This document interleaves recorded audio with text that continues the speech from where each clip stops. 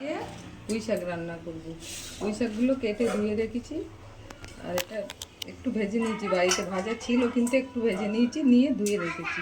এতে লঙ্কা দিয়ে আছে, কাঁচা লঙ্কা। ডালটা অল্প সিদ্ধ করে নেবো, তারপরে পুঁই শাকগুলো দেবো। দিয়ে দিলাম, ডালটা অল্প সিদ্ধ হয়েছে, আর একটু সিদ্ধ হবে। ডাঁটাগুলো দিয়ে দিলাম, পুঁই শাকের পাতাগুলো পরে দেবো।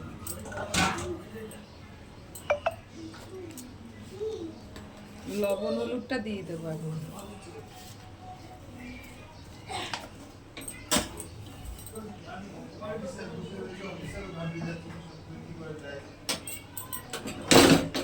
আর দুটো তিনটে সিটি দিয়ে নেবো।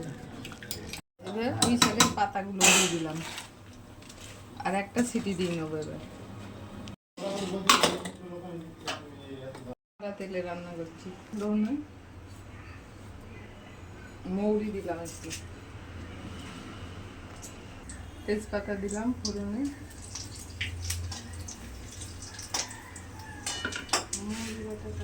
একটু হালকা দিয়ে দেবো।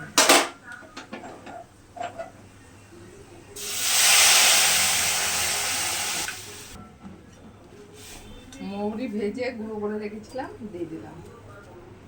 তারপরে নামিয়ে দিলাম, চিনি দিলাম।